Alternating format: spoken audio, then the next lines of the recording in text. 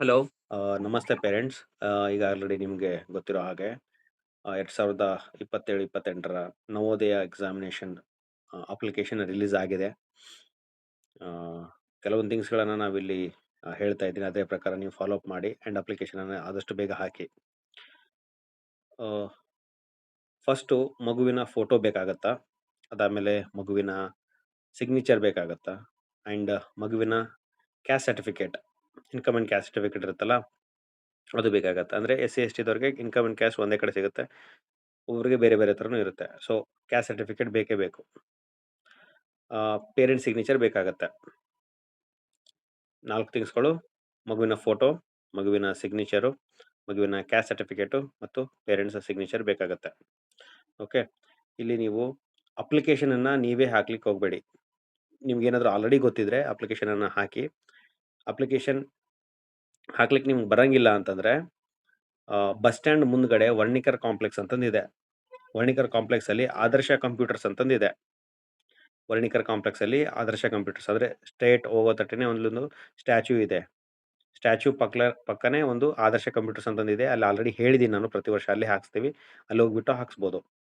ಈಗ ನೀವು ಅಪ್ಲಿಕೇಶನನ್ನು ಓಪನ್ ಮಾಡಿದ್ರೆ, ಏನಕ್ಕಂದರೆ ಸರ್ವರ್ಸ್ ತುಂಬಾ ಕಡಿಮೆ ಇದೆ ಆಯಿತಾ. ಮನೆಯಲ್ಲಿ ಇಂಟರ್ನೆಟ್ ಸೆಂಟರ್ಸ್ಗಳಲ್ಲಿ ಒಂದ್ಸಲ ಸಿಗುತ್ತೆ, ಒಂದೊಂದ್ಸಲ ಸಿಗಲ್ಲ. ಸೊ ಅದಕ್ಕೋಸ್ಕರ ಅಲ್ಲಿ ಹಾಕೋದು ಭಾಳ ಬೆಟರ್. ಓಕೆ, ಕೆಲವೊಂದು ಥಿಂಗ್ಸ್ಗಳನ್ನು ಇಲ್ಲಿ ನೋಡಬೇಕಾಗತ್ತೆ ಅಪ್ಲಿಕೇಶನ್ ಹಾಕುವಾಗ. ನವೋದಯ ಎಕ್ಸಾಮಿನ ಮುಂಚೆ ಈಗ ಸ್ವಲ್ಪ ಕೆಲವೊಂದು ಕಂಡೀಷನ್ಸ್ಗಳನ್ನು ಕೊಟ್ಟಿದ್ದಾರೆ, ಅದನ್ನು ನಾವು ಫಾಲೋ ಮಾಡಬೇಕಾಗತ್ತೆ. ಏನಂತಂದರೆ, ಮಗು ಮುಂಚೆ ಯಾವುದೇ ನವೋದಯ ಎಕ್ಸಾಮಿನೇಷನನ್ನು ಅವನು ತೊಗೊಂಡಿರಬಾರ್ದು. ಆ್ಯಂಡ್ ಜುಲೈ 26ರ ಒಳಗೆ, ಅಂದರೆ ಜುಲೈ 31 ಜುಲೈ 2026ರ ಒಳಗೆ ಆಲ್ರೆಡಿ ಮಗು 5ನೇ ತರಗತಿಯಲ್ಲಿ ಯಾವುದೋ ಒಂದು ರೆಕಗ್ನೈಸ್ಡ್ ಇನ್ಸ್ಟಿಟ್ಯೂಷನಲ್ಲಿ ಆಲ್ರೆಡಿ ಓದ್ತಾ ಇರಬೇಕು ಅಂತಂದು ಹೇಳ್ತೈತಿ. ಓಕೆ, ಆದಷ್ಟು ಒಬ್ಬೊಬ್ರು ಪೇರೆಂಟ್ಸ್ಗಳು ಇನ್ನೂ TC ತಮ್ಮಲ್ಲೇ ಇಟ್ಕೊಂಡಿದ್ದೀರಿ. ಸೊ ಏನು ಮಾಡ್ಬೇಕಂತಂದರೆ, ಆದಷ್ಟು ಬೇಗ ಈ ತಿಂಗಳ ಒಳಗಡೆನೆ ಆದಷ್ಟು ಬೇಗ ಒಂದು ಸ್ಕೂಲನ್ನು ನೋಡಿಬಿಟ್ಟು ಅಲ್ಲಿ ಅಡ್ಮಿಷನ್ ಮಾಡಿ ಅಪ್ಲಿಕೇಶನನ್ನು ಹಾಕಬೇಕಾಗತ್ತೆ. ಓಕೆ, ಅದಾದಮೇಲೆ ದ ಕ್ಯಾಂಡಿಡೇಟ್ ಇನ್ನೊಂದು ಏನಂತಂದರೆ, ಇವಾಗ ಕೆಲವೊಂದು ಸ್ಟೂಡೆಂಟ್ಸ್ಗಳು ಒಂದು ಡಿಸ್ಟಿಕ್ಕಿಂದ ಇನ್ನೊಂದು ಡಿಸ್ಟಿಕ್ಕಿಗೆ ಓದೋಕೆ ಹೋಗ್ತಿರ್ತಾರೆ. ಅಂದರೆ ಬಾರ್ಡರ್ ಡಿಸ್ಟಿಕ್ಸ್ಗಳೇನಂತಾರಲ್ಲ, ಅಂಥ ಮಕ್ಕಳಿಗೆ 10 ಕಿಲೋಮೀಟರ್ ರೇಡಿಯನ್ ಡಿಸ್ಟೆನ್ಸ್ ಏನಾದ್ರು ಇತ್ತಂದರೆ ಅವ್ರಿಗೆ ಎಕ್ಸಂಪ್ಷನನ್ನು ಕೊಟ್ಟಿದ್ದಾರೆ. ಇದು ಕೊಪ್ಪಳದಲ್ಲಿರೋಂಥ ಮಕ್ಕಳಿಗೆ ಏನು ಬೇಕಾಗಲ್ಲ. ನಾವು ಭೂಮಿ ಸೇವಾ ಅಥವಾ ಬೇರೆ ಬೇರೆ ಇನ್ಸ್ಟಿಟ್ಯೂಷನ್ಸ್ಗಳು ಏನು ಟೈ ಅಪ್ ಆಗಿ ಮಾಡ್ತಿದ್ದೀವಲ್ಲ, ಅಲ್ಲಿ ಏನಾಗುತ್ತಂದರೆ, ನೀವು ಬಾರ್ಡ್ರಲ್ಲಿ ಇರ್ತೀರ. ಅಂದರೆ ನೀವಿರೋದು ಒಂದು ಡಿಸ್ಟಿಕ್ ಇರುತ್ತೆ ಮತ್ತು ಮಗು ಶಾಲೆಗೆ ಹೋಗ್ತಿರೋದು ಇನ್ನೊಂದು ಡಿಸ್ಟಿಕಲ್ಲಿ ಇರುತ್ತಲ್ಲ, ಆ ಎರಡರ ನಡುವೆ ಏನಾದರೂ 10 ಕಿಲೋಮೀಟರ್ಸ್ ಏನಾರು ಇತ್ತಂದರೆ, ರೇಡಿಯಲ್ ಡಿಸ್ಟೆನ್ಸ್ 10 ಕಿಲೋಮೀಟರ್ಸ್ ಇತ್ತಂದರೆ, ನೀವು ಎಕ್ಸಾಮ್ನ ಎಲ್ಲಿಗೆ ಬರೀಬೇಕು ಅಂತಂದರೆ, ಪೇರೆಂಟ್ ಎಲ್ಲಿ ಇದಾರಲ್ಲ, ಯಾವ ಡಿಸ್ಟಿಕಲ್ಲಿ ಇದಾರಲ್ಲ ಆ ಡಿಸ್ಟಿಕ್ಕಿಗೆ ಎಕ್ಸಾಮಿನೇಷನ್ಸ್ ಬರೀಬೇಕಾಗಿರುತ್ತೆ. ಓಕೆ, ಇದ್ರ ಬಗ್ಗೆ ಹೆಚ್ಚಿನ ಮಾಹಿತಿಗಾಗಿ ನಾನು ಕರೆ ಮಾಡಿ ಕೇಳಿ. ಆ್ಯಂಡ್ ಮೋಸ್ಟ್ ಆಫ್ ದಿ ಸ್ಟೂಡೆಂಟ್ಸ್ಗಳಿಗೆ ಇದು ಅಪ್ಲಿಕೇಬಲ್ ಆಗಲ್ಲ. ಏನಕ್ಕಂದರೆ ಎಲ್ಲರೂ ಆಲ್ಮೋಸ್ಟ್ ಆಲ್ ಡಿಸ್ಟಿಕ್ ಒಳಗಡೆ ಇರ್ತಾರೆ.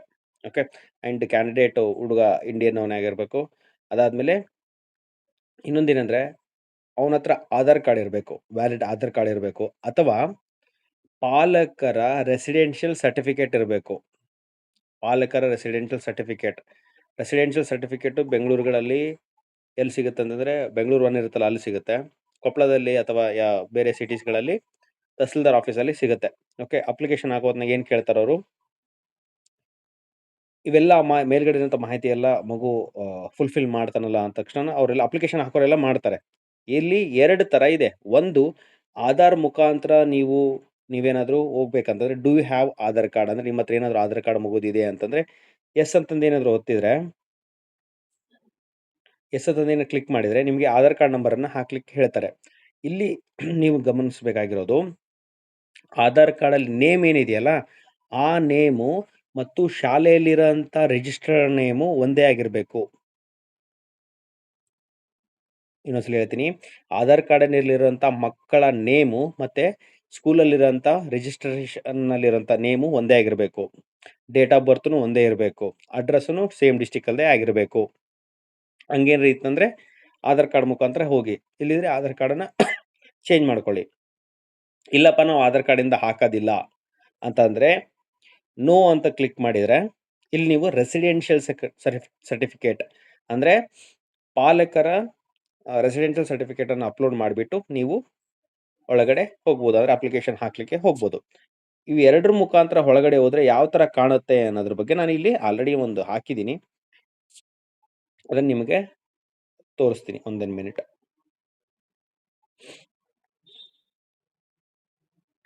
ಹ್ಮ್. ಈಗ ಅಪ್ಲಿಕೇಶನ್ ಒಳಗಡೆ ಹೋಗ್ತಿರಲ್ಲ, ಯಾವ ತರ ಇರುತ್ತೆ? ನೀವು ಇದನ್ನೆಲ್ಲ ನೀವೇನು ಮಾಡ್ಬೇಕಾಗಿಲ್ಲ. ಇಂಟರ್ನೆಟ್ ಸೆಂಟರ್‌ಗೆ ಹೋಗಿದ್ರೆ ಅವರೇ ಹಾಕ್ತಾರೆ. ಬಟ್ ಯಾರ್ಯಾರು ಓನ್ ಆಗಿ ಹಾಕ್ತಿದ್ದೀರಲ್ಲ ಅದಕ್ಕೋಸ್ಕರ ಈ ಮಾಹಿತಿನ ಕೊಡ್ತಿರೋದು. Name of the candidate, father's name, mother's name, gender, date of birth, mobile number, email ID ಇವನ್ನೆಲ್ಲದನ್ನು ಬರಿತಾ ಹೋಗ್ಬೇಕಾಗತ್ತೆ. ನೀವು ಯಾರ್ಯಾರು ಆಧಾರ್ ಕಾರ್ಡಿಂದ ಏನ್ ಹಾಕ್ತಿರಲ್ಲ, ಅವ್ರಿಗೆ name of the candidate, father's name, mother's name ಮತ್ತೆ ಏನದು ಡೇಟ್ ಆಫ್ ಬರ್ತ್ ಅದರಿಂದನೇ ಫೆಚ್ ಮಾಡುತ್ತೆ. ನೀವೇನು ಚೇಂಜ್ ಮಾಡ್ಲಿಕ್ಕೆ ಆಗೋದಿಲ್ಲ. ಆಧಾರ್ ಕಾರ್ಡಿಂದ ಹೋಗೋರು ಆಧಾರ್ ಕಾರ್ಡಲ್ಲಿ ಇರೋದು ಕರೆಕ್ಟ್ ಎದಕ್ಕಿರಬೇಕು ಅಂತಂದ್ರೆ ಆಧಾರ್ ಕಾರ್ಡಿಂದನೇ ಎಲ್ಲ ಡೀಟೇಲ್ಸ್‌ಗಳನ್ನು ತಗೊಂಡು ಬರುತ್ತೆ. ಓಕೆ. ಸೊ, ಅದಕ್ಕೋಸ್ಕರ ಆಧಾರ್ ಕಾರ್ಡಲ್ಲಿ ಏನು ಡೀಟೇಲ್ಸ್ ಎಲ್ಲ ಇದೆ ಅದೆಲ್ಲ ಕರೆಕ್ಟ್ ಆಗಿರ್ಬೇಕಂತ ಹೇಳಿದ್ದು. ಇನ್ನೊಂದು ಕಡೆ ಯಾರ್ಯಾರು ರೆಸಿಡೆನ್ಷಿಯಲ್ ಸರ್ಟಿಫಿಕೇಟ್ ಹಾಕ್ಬಿಟ್ಟು ಹೋಗ್ತಾ ಇದೀರಲ್ಲ, ಅವ್ರಿಗೇನಾಗತ್ತೆ ಒಳಗಡೆ once you enter into the application ಒಳಗಡೆ ನೀವು ಬಂದ್ಮೇಲೆ ಎಲ್ಲಾ ಡೀಟೇಲ್ಸ್‌ಗಳನ್ನು ನೀವೇ ತುಂಬಬೇಕಾಗತ್ತೆ. ಸೊ, ಆಧಾರ್ ಕಾರ್ಡಿಂದ ಯಾರ್ಯಾರು ಅಪ್ಲಿಕೇಶನ್ ಅನ್ನ ಹಾಕ್ತಿದ್ದೀರಲ್ಲ ಸ್ವಲ್ಪ ಕೇರ್‌ಫುಲ್ ಆಗಿ student name, student father name ಮತ್ತೆ ಅವ್ರ ಡೇಟ್ ಆಫ್ ಬರ್ತ್‌ಗಳನ್ನ ಸ್ವಲ್ಪ ಕೇರ್‌ಫುಲ್ ಆಗಿ ನೋಡಿ. ಅದಾದ್ಮೇಲೆ ಅಡ್ರೆಸ್ ಆಯಿತು, ಪಿನ್ ಕೋಡ್ ಆಯಿತು, ಡಿಸೇಬಲ್ ಸ್ಟೂಡೆಂಟ್ ಏನಿದ್ರೆ ಅದ್ರ ಬಗ್ಗೆ ಸೆಲೆಕ್ಷನ್‌ನ ಮಾಡಬೇಕು. ಆಮೇಲೆ ಎಸ್-ಸಿ, ಎಸ್-ಟಿ, ಒ-ಬಿ-ಸಿ ಇದ್ರೆ ಅವ್ರಿಗೆ ಸೆಲೆಕ್ಟ್ ಮಾಡಬೇಕಾಗತ್ತೆ. ರೆಸಿಡೆನ್ಷಿಯಲ್ ಸ್ಟೇಟ್ ಯಾವುದು? ಕರ್ನಾಟಕನೋ ಬೇರೆನೋ ಅದನ್ನ ಮಾಡಬೇಕಾಗತ್ತೆ. ರೆಸಿಡೆನ್ಷಿಯಲ್ ಬ್ಲಾಕ್ ಯಾವುದು? ಓಕೆ. ಅದಾದ್ಮೇಲೆ NIOS ಅಂತ ಕೇಳಿದ್ದಾರೆ. ಓಕೆ. ಇದು ಓಪನ್ ಯೂನಿವರ್ಸಿಟಿ ಇದದು. ನ್ಯಾಷನಲ್ ಓಪನ್ ಯೂನಿವರ್ಸಿಟಿದು ಸ್ಟೂಡೆಂಟ್ ಏನಾದ್ರು ಇದ್ದೀರಾ ಅಂತ ಕೇಳ್ತಿದೆ. ಅದಕ್ಕೆ ಆಲ್ಮೋಸ್ಟ್ ಎಲ್ಲ ಸ್ಟೂಡೆಂಟ್ಸ್‌ಗಳು ನೋ ಅಂತಾನೆ ಹಾಕ್ತಾರೆ. Okay. Select the state in which candidate is studying. ಅಂದ್ರೆ ಯಾವ ಸ್ಟೇಟಲ್ಲಿ ಮಗು ಓದ್ತಾ ಇದೆ ಅನ್ನೋದ್ರ ಬಗ್ಗೆ ಸೆಲೆಕ್ಟ್ ಮಾಡ್ಕೋಬೇಕು. Select the district in which the candidate is studying. ಯಾವ ಡಿಸ್ಟ್ರಿಕ್ಟಲ್ಲಿ ಮಗು ಓದ್ತಾ ಏನದು ಸ್ಟಡಿ ಆಗಿದೆ ಅಂತ ಸೆಲೆಕ್ಟ್ ಮಾಡ್ಕೊಳ್ಬೇಕು. Select the block in which candidate is studying. ಯಾವ ಬ್ಲಾಕಲ್ಲಿ ಮಗು ಇದನ್ನೆಲ್ಲರೂ ಅಪ್ಲಿಕೇಶನ್ ಹಾಕೋರು ಐತಲ್ಲ ಅದನ್ನೆಲ್ಲ ಹಾಕ್ಬಿಡ್ತಾರೆ. ಮೀಡಿಯಮ್ ಆಫ್ ಎಕ್ಸಾಮಿನೇಷನ್ ಇದು ಬಹಳ ಕೇರ್‌ಫುಲ್ ಆಗಿರಬೇಕು. ಮೀಡಿಯಮ್ ಆಫ್ ಎಕ್ಸಾಮಿನೇಷನ್ ಇದೆಯಲ್ಲ, ಕೆಲವೊಂದು ಮಕ್ಕಳು ಇಂಗ್ಲಿಷ್ ಮೀಡಿಯಂ ಇದ್ರೂನು ಕನ್ನಡ ಮೀಡಿಯಂ ಹಾಕ್ತಿರ್ತಾರೆ. ಸೊ, ಯಾರ್ಯಾರು ಕನ್ನಡ ಮೀಡಿಯಂ ಹಾಕಬೇಕು, ಯಾರ್ಯಾರು ಇಂಗ್ಲಿಷ್ ಮೀಡಿಯಂ ಹಾಕಬೇಕು ಇದನ್ನ ಬಹಳ ಕೇರ್‌ಫುಲ್ ಆಗಿ ಅಪ್ಲಿಕೇಶನ್ ಅನ್ನ ಹಾಕಬೇಕಾಗತ್ತೆ. ಅದಾದ್ಮೇಲೆ ಇನ್ನೊಂದು ಲಾಸ್ಟಿಗೆ ಇದು ಬರೋದು ಇಲ್ಲಿ ಸ್ಕೂಲ್ ನೇಮ್ಸ್‌ಗಳು ಅದೆಲ್ಲ ಡೀಟೇಲ್ಸ್ ಬರುತ್ತೆ. ಆಮೇಲೆ ಇಂಪಾರ್ಟೆಂಟ್ ಏನಂದ್ರೆ ಸ್ಕೂಲ್ ಲೊಕೇಶನ್. ಈಗ ಕೊಪ್ಪಳ ಅಂತ ತಗೊಂಡ್ರೆ ಈ ಏನದು ಕೆ.ವಿ. ಸ್ಕೂಲು ಹಳ್ಳಿ ಆಗತ್ತೆ. ಸೊ, ರೂರಲ್ ಅಂತಂದು ಬರುತ್ತೆ. ಅದೇ ಎಸ್-ಎಫ್-ಎಸ್ ಸ್ಕೂಲು ಸಿಟಿ ಆಗತ್ತೆ. ಅದು ಅರ್ಬನ್ ಅಂತ ಬರುತ್ತೆ. ಇದನ್ನ ನೀವು ಕೇರ್‌ಫುಲ್ ಆಗಿ ಹಾಕಬೇಕಾಗತ್ತೆ. ನಿಮ್ಮ ಮಕ್ಕಳು ರೂರಲ್ ಓದ್ತಿದಾರೋ ಅಥವಾ ಅ, ಅರ್ಬನ್ ಅಲ್ಲಿ ಓದ್ತಿದಾರೋ ಅಂತದ್ದು ಬಹಳ ಕೇರ್‌ಫುಲ್ ಆಗಿ ಹಾಕಬೇಕಾಗತ್ತೆ. ಈಗ ಬೆಂಗಳೂರಲ್ಲಿ ನೋಡ್ತಿರೋಂಥ ಮಕ್ಕಳು ನಿಮ್ಮ ಶಾಲೆ whether it is in urban or whether it is in rural ಅಂತಂದು ಕ್ಲಾರಿಟಿ ತಗೊಂಡ್ಬಿಟ್ಟೆ ಅಪ್ಲಿಕೇಶನ್ ಅನ್ನ ಹಾಕಿ. ನಮಗೆ ಕೇಳಿದ್ರೆ ನಮಗೆ ಗೊತ್ತಾಗಲ್ಲ. ಪ್ಲೀಸ್ ಆಸ್ಕ್ ಯುವರ್ ಅಡ್ಮಿನಿಸ್ಟ್ರೇಟರ್‌ನವ್ರನ್ನ ಕೇಳಿ ನೀವು ಅಪ್ಲಿಕೇಶನ್ ಅನ್ನ ಹಾಕಿ. ಅದಾದ್ಮೇಲೆ ಏನು ಕ್ಯಾಂಡಿಡೇಟ್ ಫೋಟೋ ಬೇಕಾಗತ್ತೆ. ಹೇಳಿದ್ದೀನಿ ಆಲ್ರೆಡಿ. ಅದಾದ್ಮೇಲೆ ಕ್ಯಾಂಡಿಡೇಟ್ ಸಿಗ್ನೇಚರ್ ಅಂದ್ರೆ ಮಗುವಿನ ಸಿಗ್ನೇಚರು. ಅದಾದ್ಮೇಲೆ ಕ್ಯಾಂಡಿಡೇಟ್ ಪೇರೆಂಟ್ ಸಿಗ್ನೇಚರ್ ಅಂದ್ರೆ ಮಗುವಿನ ಪಾಲಕರ ಸಿಗ್ನೇಚರು. ಅದಾದ್ಮೇಲೆ ಕ್ಯಾಂಡಿಡೇಟ್ ಏನಾದ್ರು ಎಸ್-ಸಿ, ಎಸ್-ಟಿ, ಒ-ಬಿ-ಸಿ ಅಥವಾ ಎಕನಾಮಿಕಲ್ ವೀಕನ್ ಸೊಸೈಟಿಯಲ್ಲಿ ಇರೋಂಥ ಕ್ಯಾಂಡಿಡೇಟ್ ಆಗಿದ್ರೆ ಅವರು ತಮ್ಮ ಸರ್ಟಿಫಿಕೇಟ್ ಅನ್ನ ಇಲ್ಲಿ ಅಪ್ಲೋಡ್ ಮಾಡಬೇಕಾಗತ್ತೆ. ಓಕೆ. ಅದಾದ್ಮೇಲೆ ಸಬ್ಮಿಟ್. ಸರ್ ನಾನು ಜನರಲಲ್ಲಿ ಇದ್ದೀನಿ ಸರ್. ನಾನು ಒ-ಬಿ-ಸಿಯಲ್ಲಿ ಇದ್ದೀನಿ. ಆದ್ರೂ ನನ್ನ ಸ್ಯಾಲರಿ ಪ್ರಕಾರ ನಾನು ಜನರಲ್ ಬರುತ್ತೆ ಸರ್. ನನಗೆ ಒ-ಬಿ-ಸಿ ಸರ್ಟಿಫಿಕೇಟ್ ಸಿಗಲ್ಲ ಸರ್. ಏನು ಮಾಡೋದು ಅಂತಂದ್ರೆ ನೀವು ಜನರಲಲ್ಲೇ ಹಾಕಿ. ಇಲ್ಲಿ ಏನು ಅಪ್ಲೋಡ್ ಮಾಡ್ಬೇಕಂತೇನಿಲ್ಲ. ನೋಡಿ ಇಲ್ಲಿ ಈ ಥರ ಮ್ ರೆಡ್ ಮಾರ್ಕ್ ಇಲ್ಲ. ಅಂದ್ರೆ ರೆಡ್ ಸ್ಟಾರ್ ಇಲ್ಲ. ಸೊ, ಇದನ್ನ ಅಪ್ಲೋಡ್ ಮಾಡ್ಲಿಲ್ಲ ಅಂದ್ರೂ ನಡೆಯುತ್ತೆ. ಬಟ್ ಅದೇ ಎಸ್-ಸಿ, ಎಸ್-ಟಿ, ಒ-ಬಿ-ಸಿ ಅವರು ಮಾಡಲೇಬೇಕು. ಜನರಲ್ ಅವರು ಅಥವಾ ಜನರಲ್‌ಗೆ ಯಾರ್ಯಾರು ಆಪ್ಟ್ ಮಾಡ್ಬೇಕಂತಂದಿದ್ದೀರಲ್ಲ, ನೀವು ಒ-ಬಿ-ಸಿ ಇದ್ರೂನು ಅವರು ಏನು ಅಪ್ಲೋಡ್ ಮಾಡಲಾರ್ದೆ ಸಬ್ಮಿಟ್ ಮಾಡ್ಬೋದು. ಯಾರ್ಯಾರ ಪೇರೆಂಟ್ಸು ನಿಮ್ಗೆ ಅಪ್ಲಿಕೇಶನ್ ಹಾಕ್ಲಿಕ್ಕೆ ಬರೋದಿಲ್ವೋ, ನಾನು ಆಲ್ರೆಡಿ ಹೇಳಿದ್ದೀನಿ ಕೊಪ್ಪಳದಲ್ಲಿರೋಂಥ ಒಂದು ಅಂಗಡಿನ ಹೇಳಿದ್ದೀನಿ. ಅಲ್ಲಿಗೆ ಹೋಗ್ಬಿಟ್ಟು ಇಂಟರ್ನೆಟ್ ಸೆಂಟರಲ್ಲಿ ಹಾಕಿ. ಏನಕ್ಕಂದ್ರೆ ಪ್ರತಿ ವರ್ಷ ನಮ್ಮ ಅಪ್ಲಿಕೇಶನ್‌ಗಳನ್ನ ಹಾಕ್ಕೊಳ್ತಾ ಬರ್ತಾರೆ. ಜಸ್ಟ್ ಅರ್ಜೆಂಟೆಡ್ ಕ್ಲಾಸಸ್ಸಿಂದ ಬಂದಿರೋದು ರಾಘವೇಂದ್ರ ಅವ್ರು ಕಳಿಸಿದ್ರು ಅಂತಂದು ಹೇಳಿದ್ರೆ ಹಾಕ್ತಾರೆ. ಅದೇ ನೀವು ಬೆಂಗಳೂರು ಅಥವಾ ಬೇರೆ ಡಿಸ್ಟ್ರಿಕ್ಟಲ್ಲಿರೋಂಥ ಮಕ್ಕಳಿಗಾದ್ರೆ ನಿಯರ್ ಬೈ ಇಂಟರ್ನೆಟ್ ಸೆಂಟರ್‌ಗೆ ಹೋದ್ರೆ ಹಾಕ್ಬೋದು. ಇನ್ನೊಂದು ಏನಿತ್ತಂದ್ರೆ ಪ್ರತಿ ವರ್ಷನೂ ಈ ಥರ ಒಂದು ಫಾರ್ಮ್ ಸಿಗ್ತಾ ಇತ್ತು. ಈ ಥರ ಒಂದು ಫಾರ್ಮ್ ಕೊಡ್ತಾ ಇದ್ವಿ ನಾವು. ಸರ್ ಇದನ್ನ ಫಿಲ್ ಅಪ್ ಮಾಡ್ಕೊಂಡು ಬರಬೇಕಾ? ಮಾಡ್ಕೊಂಡು ಬರಬಾರ್ದಾ? ಅಂತಂದು ತುಂಬಾ ಜನಕ್ಕೆ ಇನ್ನೂ ಕನ್‌ಫ್ಯೂಷನ್ ಇದೆ. ನೀವು ಮಾಡ್ಕೊಂಡಾದ್ರೂ ಬರ್ಬೋದು, ಮಾಡ್ಲಿಲ್ಲ ಅಂದ್ರೂನು ನಡೆಯುತ್ತೆ ಅಪ್ಲಿಕೇಶನ್ ಹಾಕ್ಬೋದು. ಬಟ್ ಏನಂತಂದ್ರೆ ಸ್ವಲ್ಪ ಪೇರೆಂಟ್ಸ್‌ಗಳಿಗೆ ಗೊತ್ತಾಗಲ್ಲ. ಸೊ, ಓನ್ ಆಗಿ ಅಪ್ಲಿಕೇಶನ್ ಹಾಕ್ತಿರ್ತಾರೆ. ಸೊ, ಅಂಥವ್ರಿಗೆ ಈ ಫಾರ್ಮ್ ನೆಸೆಸರಿ ಇರುತ್ತೆ. ಓಕೆ. ಈಗ ಏನ್ ಹೇಳಬೇಕು ಇಂಟರ್ನೆಟ್ ಸೆಂಟರ್‌ಗೆ?